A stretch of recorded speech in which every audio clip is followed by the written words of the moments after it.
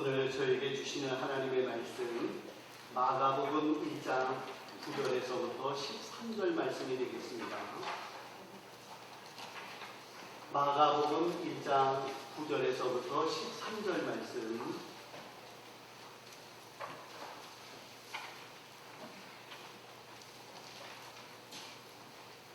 마가복음 1장 9절에서부터 13절. 다 찾으신 줄 알고 우리 한 목소리로 도와주겠습니다. 시작. 그때 예수께서 갈릴리 나사렛에서부터 와서 요단강에서 요한에게 세례를 받으시고 본 물에서 올라오실때 하늘이 달라짐과 성령이 비둘기같이 자기에게 내려오심을 보시더니 하늘로부터 소리가 나기를 너는 내 사랑하는 아들이라 내가 너를 기뻐하노라 하시니라.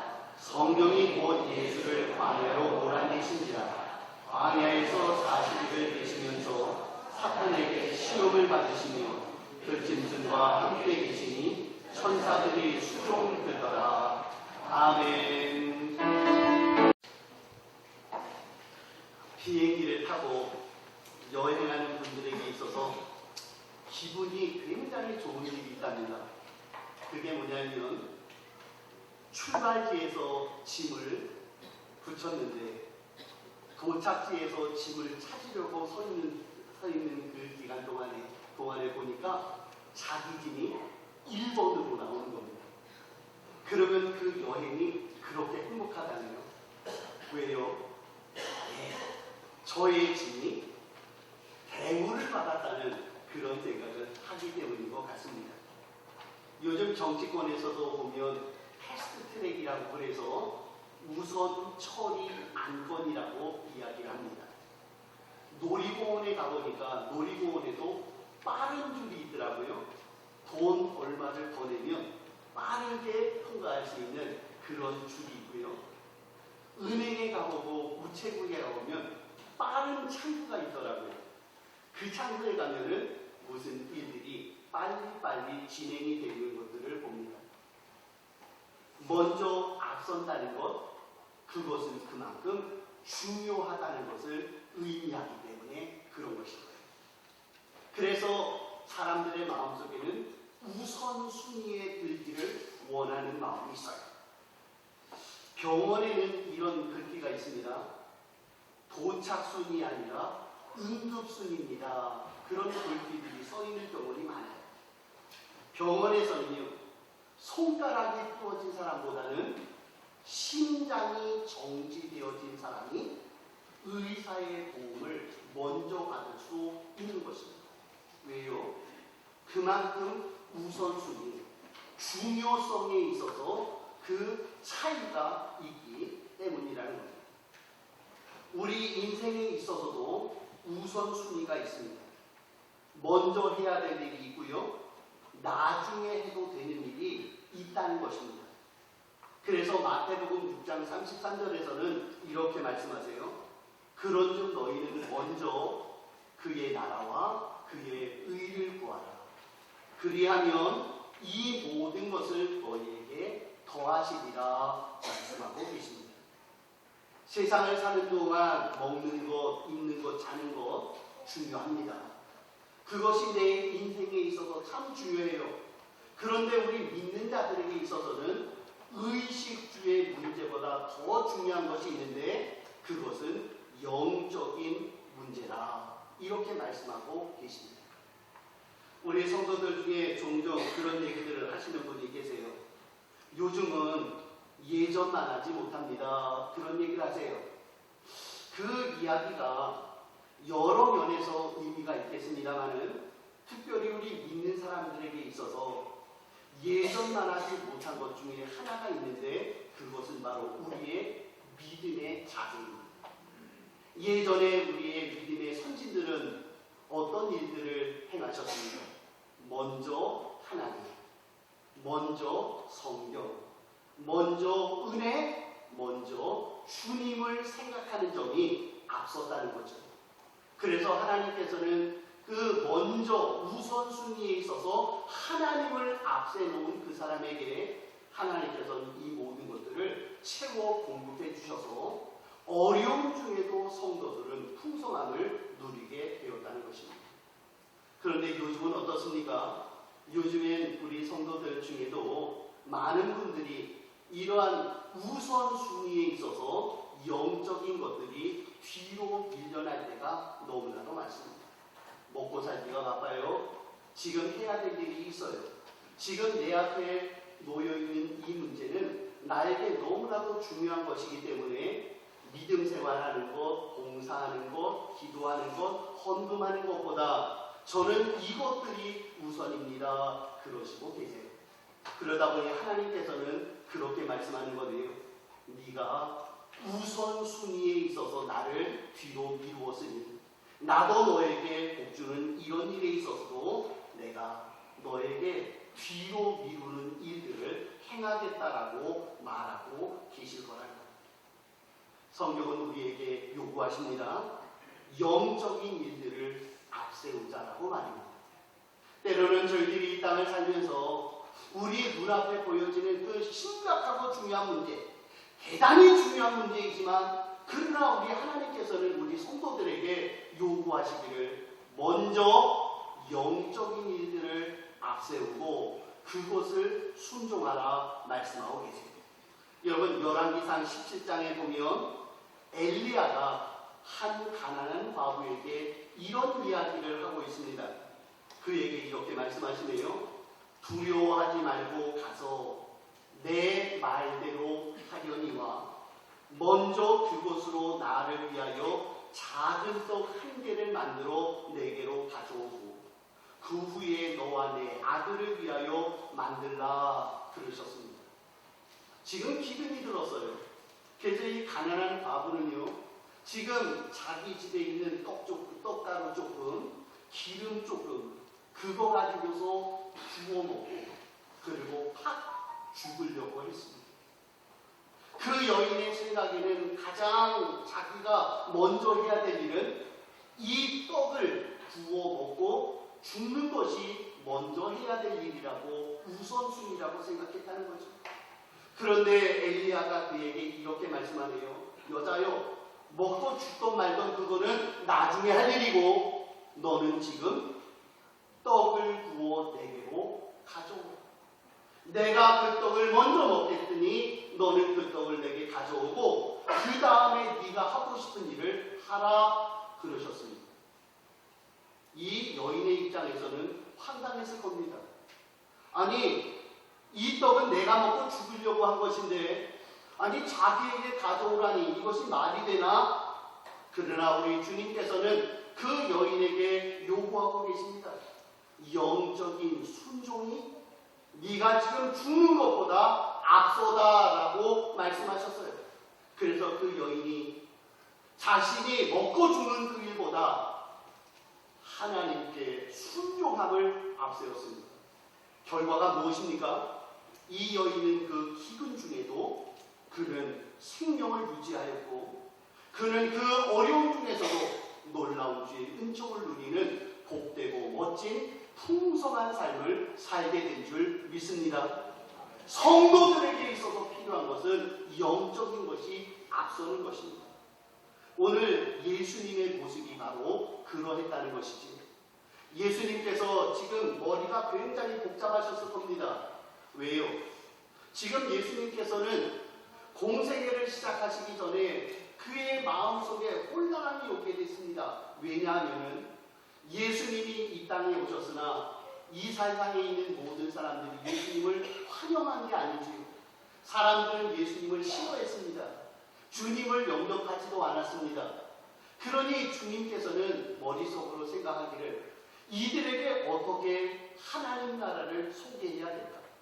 내가 이제 이들을 위해서 십자가에 달려 죽을 텐데 내가 십자가에 달려 죽으면 사람들은 말하기를 아니 저 사람이 메시아라고 하더니 십자가에 달려 죽은 것을 보니 메시아 아닌지도 모르겠다라고 말하는 이상한 얘기들을 할지도 모른다는 것을 주님이 아셨다는 것입니다. 그래서 예수님은 지금 어떠세요? 연구해야겠습니다. 지금 예수님은 그 문제를 놓고 고민을 해야 되는 그런 입장이 되어졌다는 거죠. 그게 우리 주님이 하셔야 될 먼저 해야 될 일이었다고 우리는 생각합니다. 그런데 오늘 예수님께서는 어떠시죠? 아니요. 예수님께서는 그 자신이 벌어질 앞에 있는 그 문제를 놓고 예수님께서는 그 문제를 놓고 고민하고 그 문제를 염려하고 그 문제를 가지고 연구하는 그러한 자세를 가진 것이 아니라 예수님께서는 영적인 일들을 먼저 잡으시고 내가 지금 먹는 것, 입는 것, 자는 것, 행동하는 것 그것보다도 나는 다른 영적인 일들을 붙잡아야 되겠다. 그러시면서 영적인 일을 먼저 행하셨다는 겁니다. 예수님이 먼저 행하신 일이 무엇입니까? 두 가지예요. 첫 번째는 세례 받으심이고 그 다음에는 기도하심이었다는 거예요. 우리 주님은 우리 성도들에게 보여주십니다. 우리 삶에 있어서 우선순위가 뭔가 두 가지. 첫째, 영적인 관계 중에 세례를 받아야 한다. 이렇게 말씀하고 계세요. 여러분, 세례가 무엇입니까? 세례라고 하는 것은 정결하게 하는 의식입니다.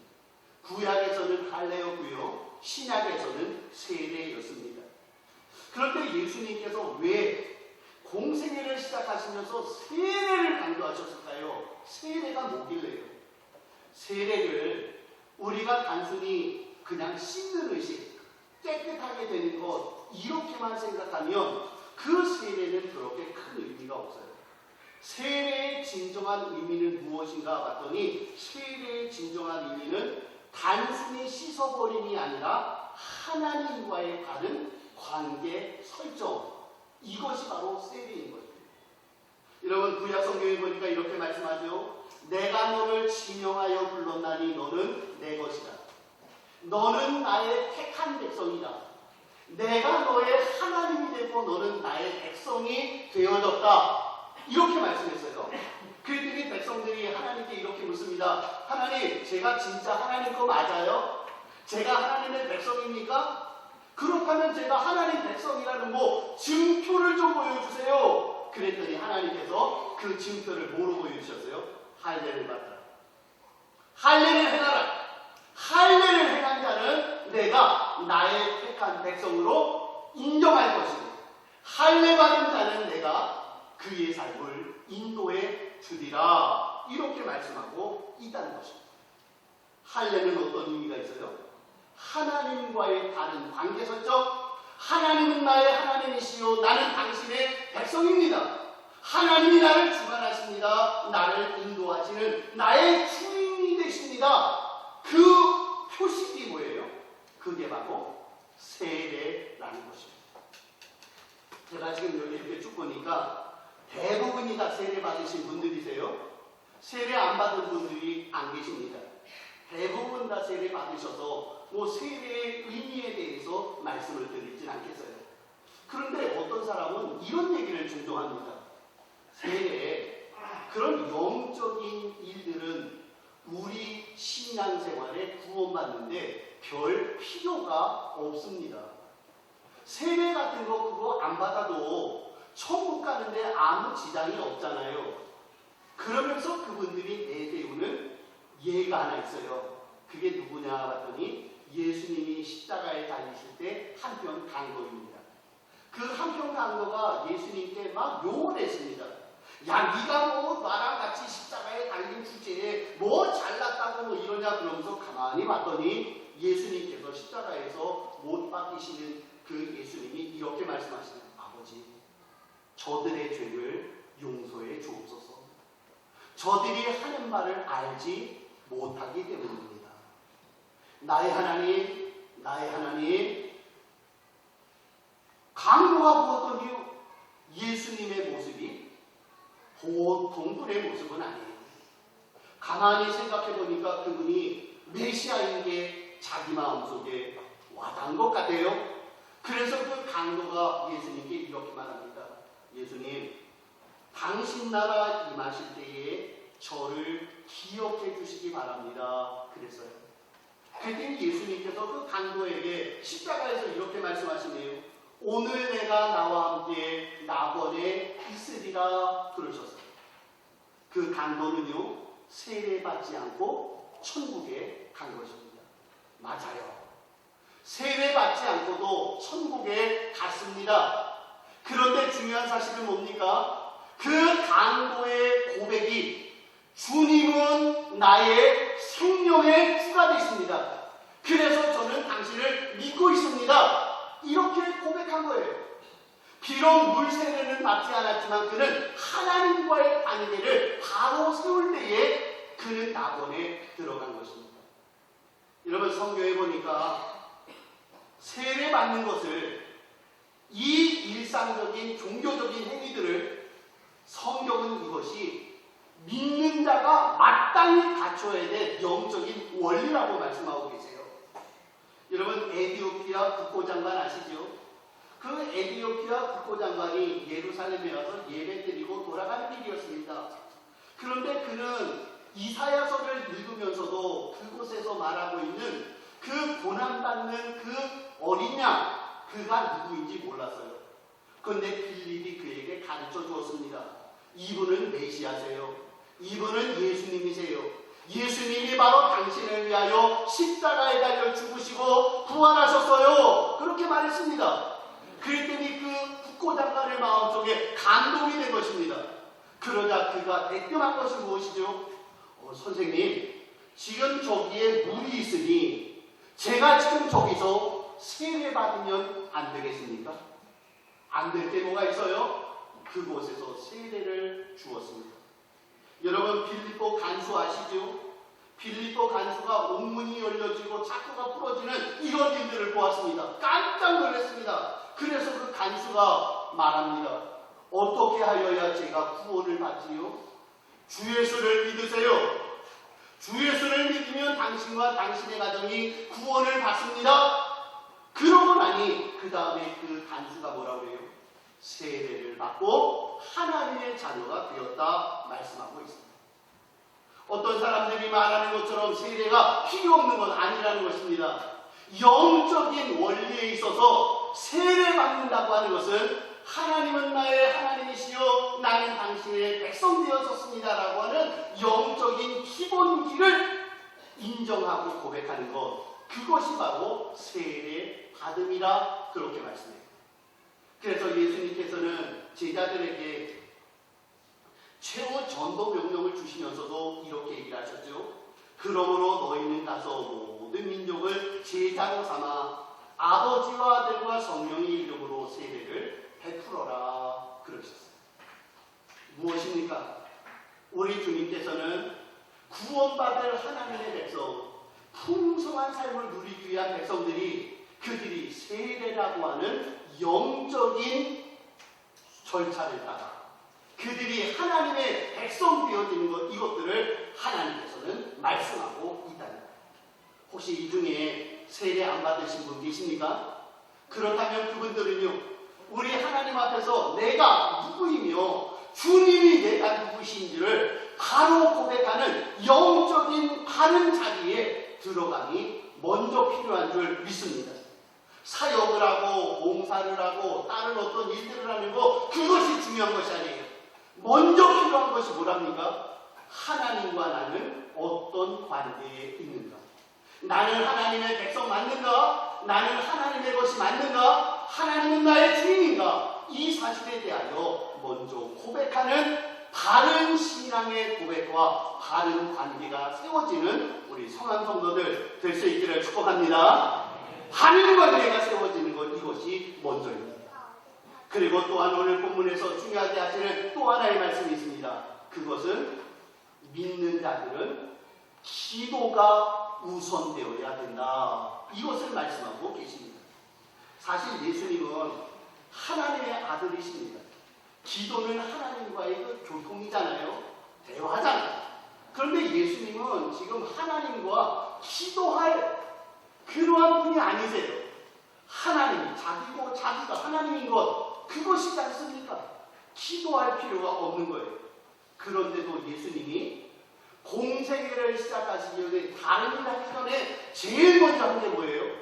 기도부터 하셨다는 거예요. 하나님 앞에 꿇어엎드려 기도하셨습니다. 그런데 그 예수님의 기도의 성격이 조금 특별해요. 예수님의 기도는 어떤 기도입니까? 40일 금식 작정 기도가 됐다는 거. 예수님께서는 앞에 놓여진 그 일들을 놓고 작정하여 금식하여 기도하시는 우리 주님의 모습을 보여주고 있다는 겁니다. 여러분, 금식하셨다는 것은 무슨 의미를 갖고 있을까요?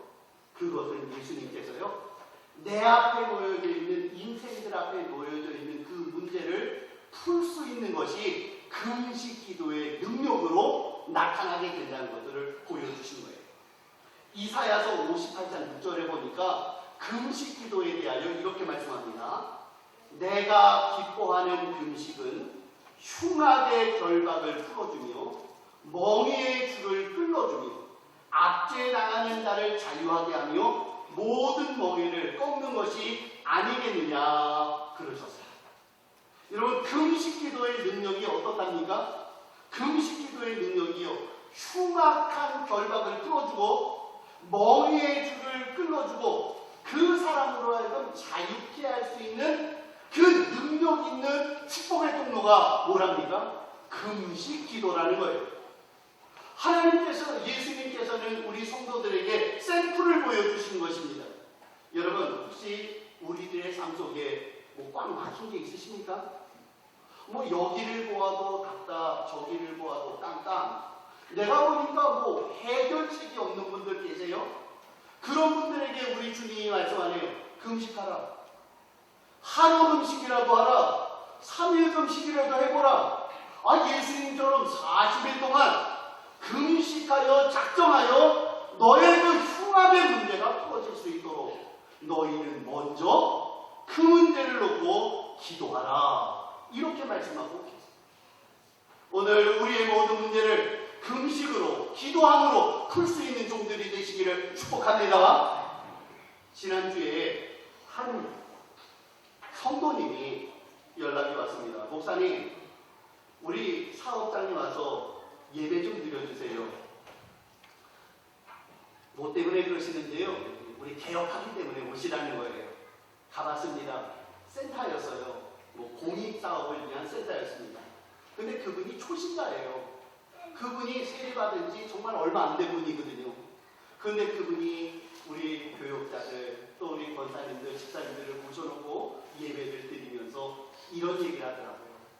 제 마음속에 하나님께 먼저 기도하고 하나님께 먼저 예배하고 난 다음에 이 일을 감당해야 하나님이 기뻐하실 것 같아서 이렇게 초청하였습니다. 예배 끝나고 났더니 너무 감사하다는 거예요. 그게 바로 뭡니까? 성도의 바른 모습입니다. 어떤 교만한 사람들은 얘기합니다. 하나님 은혜 별로 필요 없어요. 지금 이러한 일들은요, 제가 다 하면 돼요.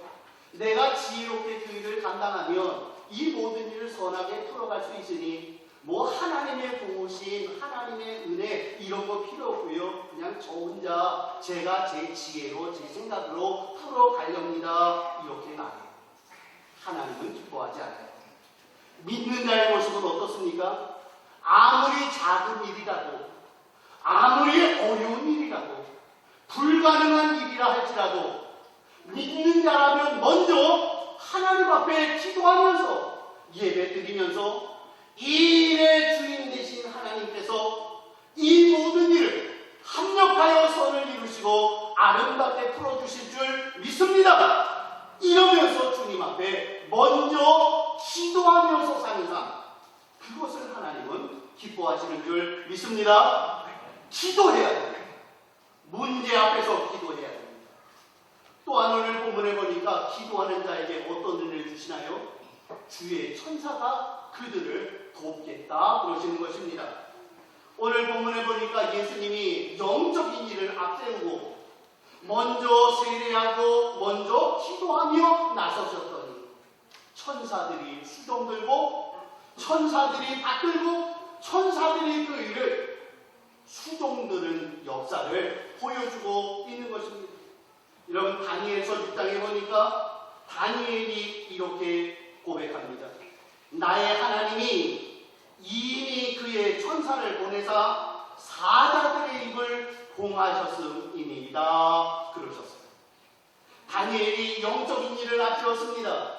하나님이 기뻐하시는 일에 먼저 그가 영적인 일을 순종하여 따라 나섰습니다. 그랬더니 하나님이 주시는 은혜가 무엇입니까? 주의 천사를 미리 보내서 사자의 입을 꽉 막아버리시고 악한 자의 발톱과 손톱이 그를 해치지 못하도록 하나님이 직접 보호하시는 이러한 역사가 일어나게 된 것입니다. 여호수아가 가나안 땅을 정복해 들어가는데 그가 먼저 하나님께 맡깁니다. 하나님 의지합니다. 하나님 맡깁니다. 하나님의 놀라운 역사를 이루어 주세요라고 했더니 하나님의 군대 장관이 그 앞에 서서 말하기를 나는 너희를 위하여 지금 이 자리에 있다라고 하시면서 그들 앞서 행하시며 여호수아를 도와 그 모든 일을 이루어 주신 줄 믿습니다.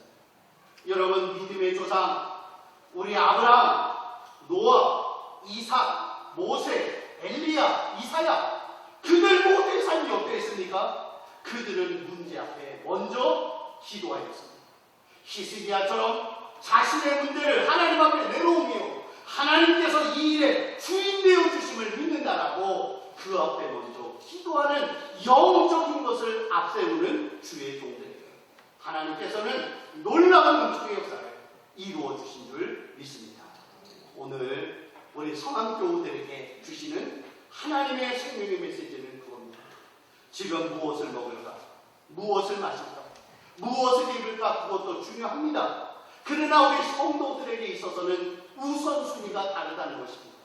먹는 것, 입는 것, 쓰는 것 그것도 중요하지만 그러나 우리들이 지금 먼저 더 앞서서 행해야 될 것은 하나님과의 관계 속에서 나는 누구인가를 기억하고 그 모든 일을 감당하면서 하나님 앞에 먼저 기도하며 주의 역사를 바라는 그 사람을 하나님께서는 우선순위가 바로 매겨진 지혜로운 자요 온전한 자인 줄 믿고 때를 따라 돕는 은혜로 함께 하실 줄 믿습니다. 오늘 우리 성암교회는 바로 우선순위에 있어서 주님을 앞세울 수 있는 이러한 종들이 되시기를 간절히 축복합니다.